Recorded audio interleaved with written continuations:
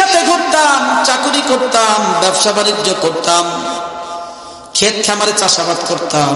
তোমাদের আর আমাদের মাঝে পার্থক্য ছিল, মসজিদ থেকে যখন মুয়াজ্জিন সাহেব আযানটা দিয়ে দিছে তখন তোমরা সকল ব্যস্ততাকে উপেক্ষা কইরা ওই মসজিদকে প্রাধান্য দিয়া মসজিদের মধ্যে গিয়া তুমি নামাজের মধ্যে মাওলাই কারিমের কুদরতি কদমের মধ্যে দুইটা সিজদা দিয়ে আসছো, আর আমি আমার কাজের মধ্যে ব্যস্ত ছিলাম। ভাই, এই জন্য তুমি জান্নাতি আর আমি জাহান্নামী। পয়গম্বর জনাবে মুহাম্মদুর রাসূলুল্লাহ সাল্লাল্লাহু আলাইহি ওয়াসাল্লাম ইরশাদ করেন, মান হাফাযাস সালাত কানাত লাহু নূরুন ওয়া বুরহানা ওয়া নাজাতান ইয়াউমাল কিয়ামা ওয়া মান লাম ইউহাফিজ আলাইহা লাম ইয়াকুন লাহু নূরুন ওয়ালা বুরহানা ওয়ালা নাজাত। যেই ব্যক্তি নামাজ আদায় করবে, নামাজের প্রতি যত্নবান হবে, এই নামাজ কিয়ামতের দিন তার জন্য নূর হবে, আলো হবে। এই নামাজ তার জন্য দলিল হবে, নাজাতের জাহান্নাম থেকে মুক্তির একটা কারণ হবে। যেই ব্যক্তি নামাজ পড়বে না, এই নামাজ যে ব্যক্তি পড়বে না তার জন্য নূর হবে না, আলো হবে না, দলিল হবে না, জাহান্নাম থেকে মুক্তির কারণ হবে না। কিয়ামতের ময়দানে বেনামাজি ব্যক্তির হাসর নাসর হবে ফিরআউনের সাথে, হামানের সাথে, উবাই বিন খালদের সাথে। নাউযুবিল্লাহ। বাবা, নামাজটা অন্তত পক্ষে পড়ার দরকার আছে না নাই? নামাজ পড়ার দরকার অবশ্যই আছে। যখন কথা ঠিক কিনা?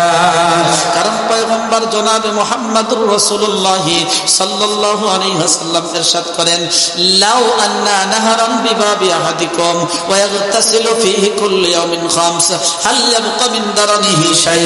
ক্বালু লাম ইয়াবকা মিন দারানিহি শাই। ক্বালা হাযিহি মিসলু সালাওয়াতিল খামস। এই তোমাদের বাড়ির আশেপাশে পুকুর আছে না নাই?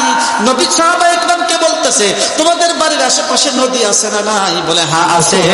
এখন বলতেছেন, যদি কোন যুবক নদীর মধ্যে 5 বার গোসল করে, ওর শরীরে কি ময়লা থাকতে পারে? কয় না, থাকতে পারে না। কয় এটা হলো নামাজের দৃষ্টান্ত। যদি কেহ 5 ওয়াক্ত নামাজ আদায় করে, যদি কেহ 5 ওয়াক্ত নামাজ আদায় করে, ওর শরীরের মধ্যে বিন্দু মাত্র গুনাহ থাকতে পারে না। নামাজের আগে যে ব্যক্তি ওযু করবে, এই ওযু করার সাথে সাথে ওযুর অঙ্গ প্রত্যঙ্গ গুলা, ওযুর অঙ্গ প্রত্যঙ্গে যত গুনাহ আছে সব গুনাহ ঝরে যাবে। সুবহানাল্লাহ। এই কিয়ামতের ময়দানে বিশ্বনবী জনাবে মুহাম্মদুর রাসূলুল্লাহ সাল্লাল্লাহু আলাইহি ওয়াসাল্লাম যেদিন বললেন সাহাবায়ে কেরাম, কিয়ামতের ময়দানে আমার উম্মতকে বাছাই করে আমি জান্নাতে নিয়ে যাব। সাহাবায়ে কেরাম বললেন, ও নবী,